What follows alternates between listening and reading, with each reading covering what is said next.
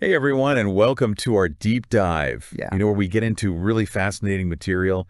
And today we're going to be unlocking the secrets to getting what you want. Ooh, getting what you want. That sounds good. Using this book, Okay. The Art of Selling Anything. And this Ah, book is really packed with advice.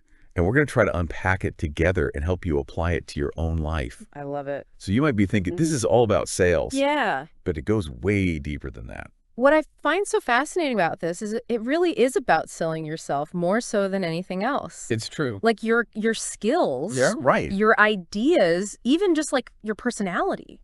Like when I think about it, it's true. If it's like a job interview or even just yeah. convincing my friends to try a new restaurant, Right. it all comes down to persuasion. Yeah, and the source material really emphasizes that like right out of the gate. Okay. And it all starts with like self-awareness. Okay. That's the foundation. Like, you really got to know yourself before you can sell yourself. Okay. So I get that in theory, but how do we like practically cultivate that self-awareness? Such a good question. It's about knowing your strengths, but also being honest about your weaknesses. Mm-hmm. This isn't about being perfect. Right. It's about authenticity.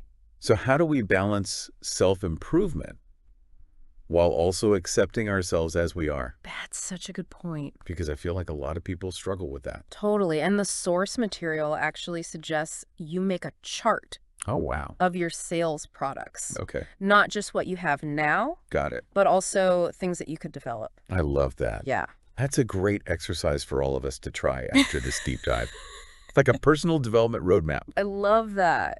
But okay, so let's say I've got that Okay. personal development roadmap. I understand myself. Yeah. What's next? Well, then you got to be able to communicate it Okay. effectively. Right. And the source material talks about more than just words. It Yeah. goes into body language, tone of voice. Wait, so you're telling me how I stand Yes. and the tune that I use Cute. can actually make a difference in how persuasive I am? Yes. Studies show voice intensity alone accounts for 38% of face-to-face Wow, communication. 38%. Yeah. That's wild. It's almost half the battle. So if I walk into a meeting Yeah. with my arms crossed and I'm mumbling, Mm-hmm. I'm probably not going to inspire a lot of confidence. Totally. And it's about aligning Yeah. your nonverbal cues with what you're trying to say. Yeah, like think about it. How do you feel when someone is talking to you with their arms crossed? Exactly. Do you trust them? Yeah. More or less. Yeah, you're like, what are you hiding? Right, exactly. Exactly. It just makes me think about something else the source material mentions. Yeah. This idea of sisyphemia. Yes. This idea of like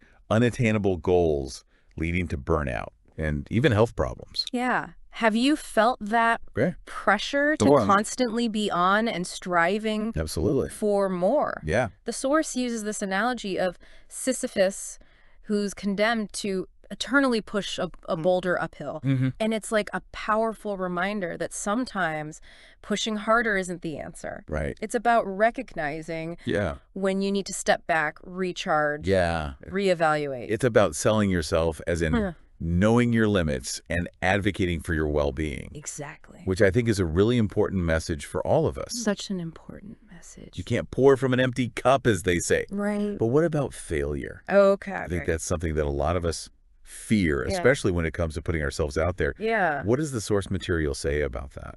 This is where it gets good. Okay. It completely reframes failure. Okay. It argues that failure is not the opposite of success, Okay. I like that. but a stepping stone towards it. But I feel like a lot of people I know, I do, Yeah, get stuck in that fear of failing. of course. How do we shift that mindset? The source uses the phrase shooting then aiming. Like take action, learn from mistakes instead of getting bogged down in the overthinking and planning. It's so true. Yeah. Sometimes you just got to jump in Yeah. and figure it out as you go. Totally. I've definitely learned more from my mistakes Yeah, than sure. my successes. And that's the key takeaway. Failure provides Yeah. invaluable feedback to Alright. refine your approach and develop resilience. So it's not just about being afraid to fail, Right. but about learning how to fail effectively. Yes. Mm. Think about a time you were really afraid to take a chance. Mm. Maybe applying for a new job, pitching a new idea. Yeah.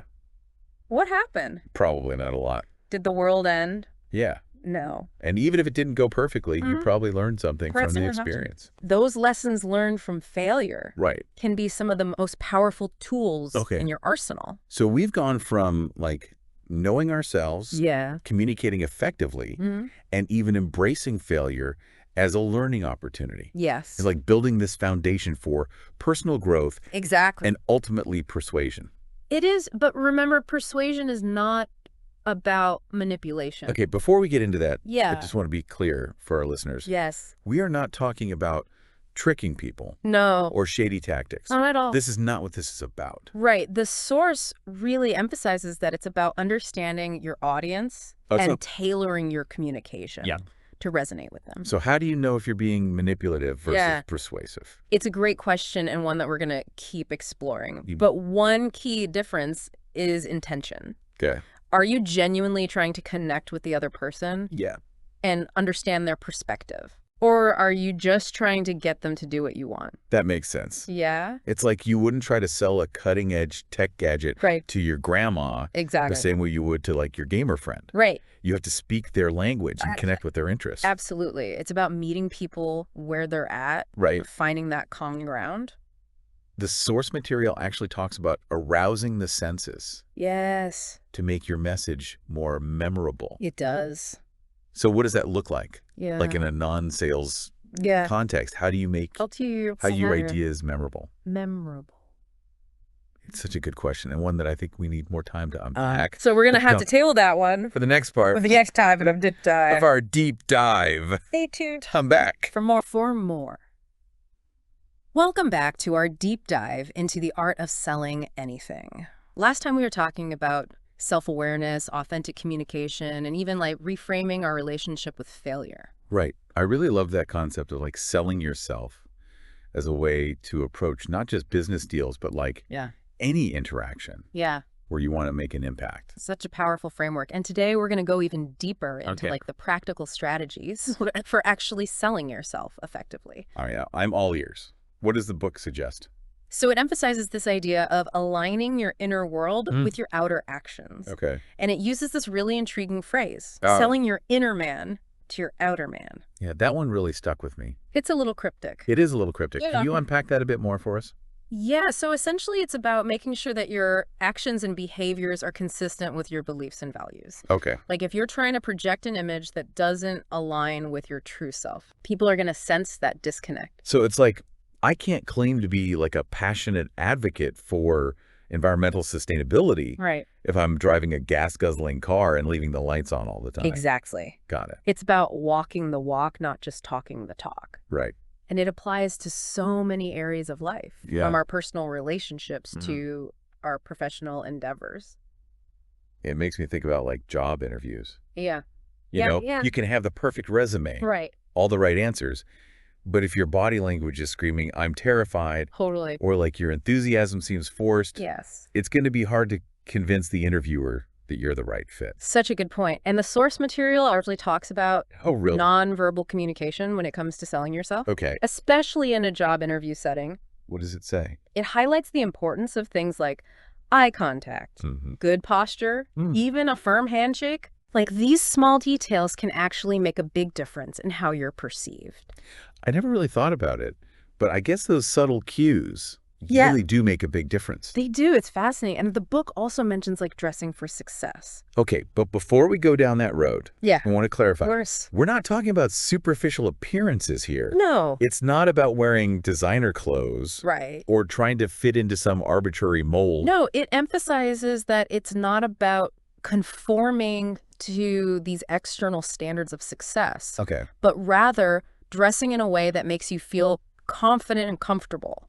So it's more about finding clothes that like reflect your personality and make you feel good. Yes, and that confidence will naturally shine through in your interactions. So we've talked about aligning our actions with our beliefs, paying attention to nonverbal cues, and even dressing in a way that like boosts our confidence. What else can we do to like sell ourselves effectively? So the source material suggests seeking feedback from others can be a really valuable tool for self-assessment. And it encourages you to like ask for constructive criticism from people that you trust. I can see how that would be helpful. Yeah. But honestly, asking for feedback, even from people I'm close to, can be a little scary. It can be. I'm always worried about hearing negative things. I get it, but remember, feedback is not about tearing you down. Okay. It's about helping you grow and improve. Right. It's about gaining different perspectives on how you come across to others. So even if the feedback is critical, yeah, it's ultimately intended to help you become a better version of yourself. Exactly. It's about using that feedback to like refine your sales pitch and become more effective. Okay. That puts it into perspective. Yeah. So we're seeking feedback. We're being mindful of our appearance. Yes. We're making sure that our actions align with our words. Right. What else does the source material suggest? Yeah. So it highlights the power of suggestion as a crucial element in any persuasive effort. Okay, I'm intrigued. Tell me more about this, like, art of suggestion. Okay, so it argues that people are generally skeptical of direct claims. Right. They're more likely to be influenced by like subtly planted ideas that they feel they've arrived at on their own. So it's like planting seeds in someone's mind. Exactly. That will eventually grow into like a favorable opinion of you or your idea. Yes, and it gives some really interesting insights into how to effectively utilize suggestion. Like, what? Give me some examples. Okay, so it emphasizes the importance of tone of voice, word choice, even specific movements and gestures. Okay. It's about creating this carefully crafted impression that subtly guides the other person's perception. Wow, it sounds like a delicate dance. It is. You have to be really skilled at reading people Yes. and knowing how to influence them without being too obvious. And that's where its insights into what it calls practical psychology come in. Okay, practical psychology. That sounds intriguing. It is. What is that exactly? Essentially, it's about understanding the psychology of your audience. Okay. Their motivations, their fears, their desires. It's about reading their body language, their tone of voice, their micro-expressions. So it's like becoming a human lie detector. Not exactly. It's more about developing this keen sense of observation and using those observations to tailor your communication to be more effective. So by understanding how people think and what motivates them, you can kind of adjust your approach to better resonate with them. Exactly. And this skill can be applied to any interaction, from negotiating a business deal to resolving a conflict with a loved one. This is fascinating stuff. It's like we're building this toolkit. We are. For social intelligence. Yes, and it offers specific strategies for honing these practical psychology skills. Okay, I'm hooked. What are some of those strategies? One of the key suggestions is to focus on developing what it calls sensory acuity. Hold on. Sensory acuity. That sounds familiar. It is. Didn't we talk about sensory muscles earlier? Yes. Is that the same idea? Very much related. Okay. It emphasizes that our senses are like gateways to new information and experiences. Okay. And by refining our ability to absorb and interpret sensory information, we actually expand our consciousness and our capacity for growth. So it's not just about thinking more, but about perceiving more. Yes. About becoming more aware of the world around us. Exactly. It argues that by consciously engaging and refining our senses, we can become more attuned to these subtle cues and signals that others are sending, often unconsciously. Wow, this is so interesting. Yeah. Starting to see how it all ties together. It does. Self-awareness, communication, understanding others. Yeah. And now this emphasis on like sensory awareness. It's like we're layering these skills on top of each other. We are. To become more effective communicators. Yes. And ultimately more persuasive individuals. Exactly. And it offers specific exercises and practices for developing this sensory acuity, which we'll get into in the next part of our deep dive. Okay, this is all incredibly fascinating, but I have to admit, it is a lot to take in. It is. You know, we've covered self-awareness, authenticity, the power of suggestion, practical psychology, and now this concept of sensory training. Right. It's like we're assembling a superpower. We are, but mastering these skills takes time and practice. Right. It gives us the roadmap, but it's up to each of us to put in the work and apply these principles. Well, it seems we've reached the end of part 2 of our deep dive. Yes. But the learning doesn't stop here. It does not. Next time, we'll explore those specific exercises for honing your sensory acuity. We will. And dive even deeper into those practical applications of selling yourself in various situations. Absolutely. Can't wait. Until then, listeners, start paying attention to the world around you. Yes. Engage your senses. Notice the details. Notice everything. You might be surprised at what you discover. All right, so welcome back to our final part of our deep dive into the art of selling anything. And we have covered so much already, from like self-awareness to communication to understanding the psychology of persuasion. It's been quite the journey. And it really has. In this last part, we're going to bring it all together and focus on those practical strategies that can help you become more persuasive in like every aspect of your life. I am so excited to dive into that. Me too. So last time we left off talking about that idea of sensory acuity. Yeah. And how that can actually enhance our persuasive abilities. Yes. So it's not just about like thinking more, but about perceiving more. Exactly. The source material argues that our senses are really our primary tools for gathering information about the world. Okay. So by honing our ability to observe and interpret sensory data, we become more attuned to those subtle cues and signals that often go unnoticed. Okay, that makes total sense. Right. But how do we actually train our senses to be more perceptive? It's a good question. Are we talking like meditation retreats? No, it doesn't have to be that intense. Okay. It suggests a number of practical exercises that we can incorporate into our daily lives. Such as? Like one simple yet powerful practice is simply paying more attention to your surroundings. Okay. Like really noticing the colors, shapes, textures, sounds, even smells that you encounter throughout the day. So it's about being more mindful, more present in the moment. Precisely. Instead of rushing through your day on autopilot, Right. take the time to really engage with your environment. Got it. Notice the subtle details that you might normally overlook. Okay. I can see how that could be helpful. Yeah. But how does this translate to becoming more persuasive? Well, the more attuned you are to your surroundings, the more likely you are to pick up on those nonverbal cues that we talked about earlier.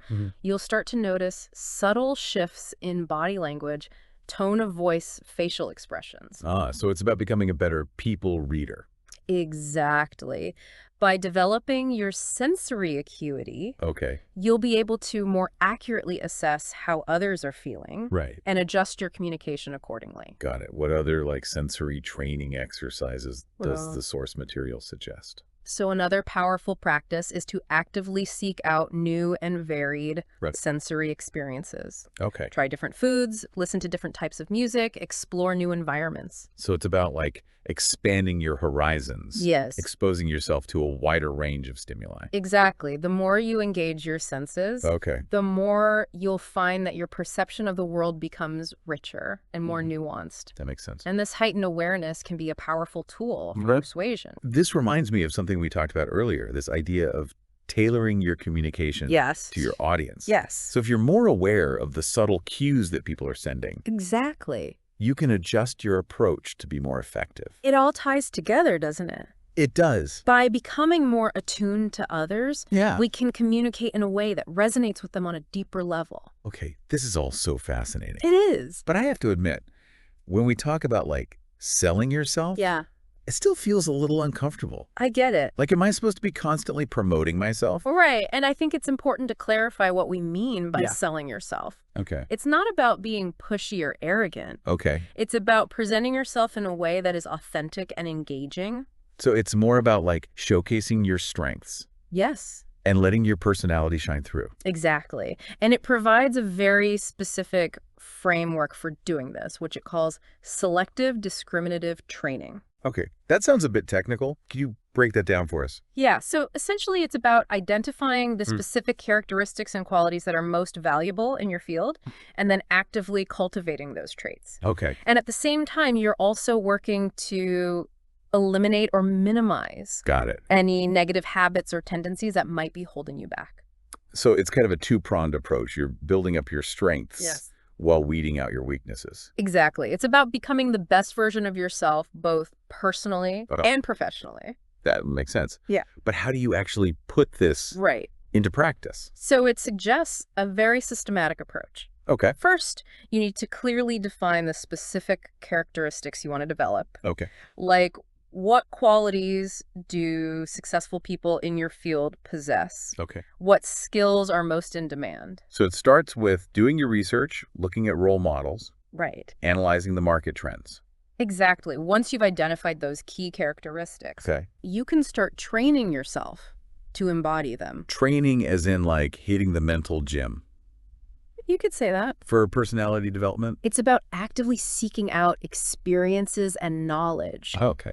That will nurture those desired qualities. So reading books, taking courses, surrounding yourself with people who embody those traits. It's about creating an environment that supports your growth. And just as importantly, it's about eliminating any negative influences that might hinder your progress. Exactly. So like saying no to toxic relationships, limiting time with negative people, maybe even unfollowing those social media accounts. It's about being mindful of the information you consume and the people you surround yourself with. That makes sense. It's about creating a positive and supportive ecosystem for your personal and professional development. Wow. This is powerful stuff. It's not just about what you do, but about who you are being. Yes. You've hit the nail on the head. That's deep. And this idea of being ties back to that concept of expanding your consciousness through sensory training. The more aware you are of yourself and the world around you, the more effectively you can sell yourself and your ideas. This has been such an incredible deep dive. I feel like I've gained a whole new understanding of what it means to be persuasive. I'm so glad. It's not about manipulation or trickery. It's about personal growth. Yes. Authentic communication and a deep understanding of human psychology. Well said. And remember, this is just the beginning. Right. The journey of personal growth and development is ongoing. There's always more to learn and explore. So even after we've mastered all the techniques from the art of selling anything, the learning doesn't stop. Not at all. The world is constantly changing. And we need to adapt and evolve along with it. Well, on that note, it seems we've reached the end of our deep dive into the art of selling anything. Sad. But the real work starts now, doesn't it? It does take what you've learned from this deep dive and start applying it to your own life. Experiment with these techniques, flex those sensory muscles. And most importantly, be yourself. Your authentic self is your most powerful selling tool. Couldn't have said it better myself. Thank you so much for guiding us through this incredible material. Of course, it's been my pleasure. And to our listeners, thank you for joining us on this deep dive. Yes, thank you. We hope you gained some valuable insights that you can use to navigate the art of selling anything, including yourself. Absolutely.